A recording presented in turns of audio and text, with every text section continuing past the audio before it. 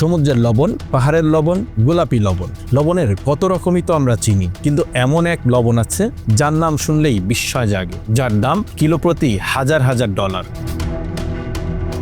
শুনতে অবাক লাগলেও এই লবণের উৎপত্তি সাধারণ নয়। এটি তৈরি হয় ইন্দোনেশিয়ার পূর্ব জাভা অঞ্চলে, বিশেষ করে পূর্ব জাভার কিছু প্রত্যন্ত গ্রামে। স্থানীয় ভাষায় একে বলা হয় ব্যাম্বো সল্ট বা বাঁশের লবণ। কিন্তু প্রশ্ন হচ্ছে, একটা লবণের দাম এত বেশি কেন?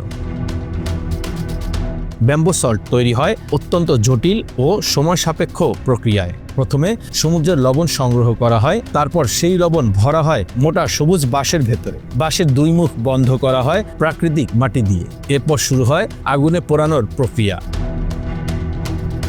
একবার নয়, দুইবার নয়, এই লবণ পোড়ানো হয় 7 থেকে 9 বার পর্যন্ত, কখনো কখনো আরও বেশি। প্রতিবার পোড়ানোর সময় তাপমাত্রা পৌঁছে যায় 800 থেকে 1000 ডিগ্রি সেলসিয়াস পর্যন্ত। এই দীর্ঘ প্রক্রিয়ায় বাঁশের খনিজ উৎপাদন কাঠকয়লার ছাই এবং মাটির খনিজ লবণের সঙ্গে মিশে যায়, ফলে তৈরি হয় এক বিশেষ খনিজ সমৃদ্ধ লবণ, যা স্বাদে আলাদা, গন্ধে আলাদা এবং রাসায়নিক গঠনে সম্পূর্ণ ভিন্ন।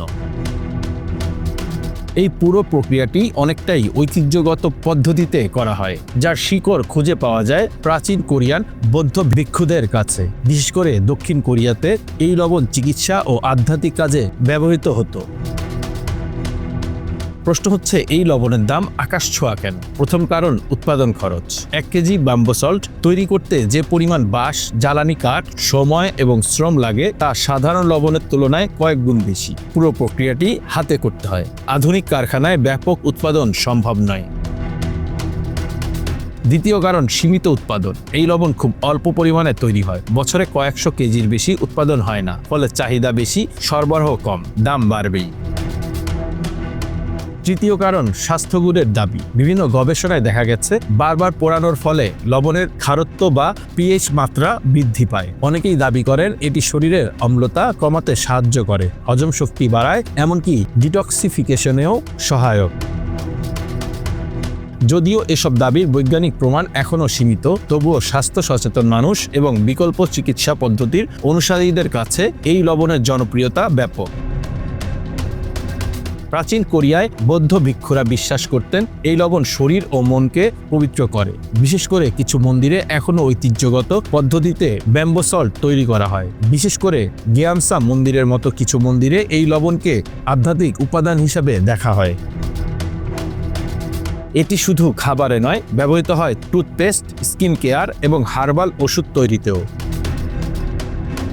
আজ বিশ্বের বিলাসবহুল রেস্তোরাঁগুলোতে ব্যাম্বো সল্ট ব্যবহার করা হয় বিশেষ স্বাদের জন্য। ফাইন ডাইনিং জগতে এটি এক ধরনের গুরমে সল্ট হিসেবে পরিচিত। বিশেষ করে ইউরোপ ও আমেরিকার কিছু উচ্চমানের রেস্তোরাঁ এবং স্বাস্থ্যপূর্ণ ব্র্যান্ড এই লবণ আমদানি করে থাকে। আমরা যে টেবিল সল্ট ব্যবহার করি তা সাধারণ পরিশোধিত সোডিয়াম ক্লোরাইড, কিন্তু ব্যাম্বো সল্টে থাকে ক্যালসিয়াম, পটাশিয়াম, আয়রন সহ বিভিন্ন খনিজ উপাদান। এর রং হয় হালকা বেগুনি বা কালচে, স্বাদে কিছুটা ধোঁয়াটে, কিছুটা মিষ্টি, আবার কিছুটা তেতো। এটি কেবল স্বাদের জন্য নয়, একটি অভিজ্ঞতা।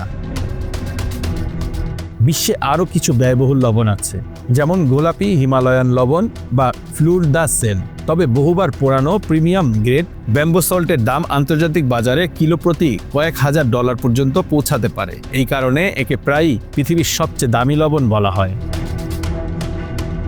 Bangla affairs news desk.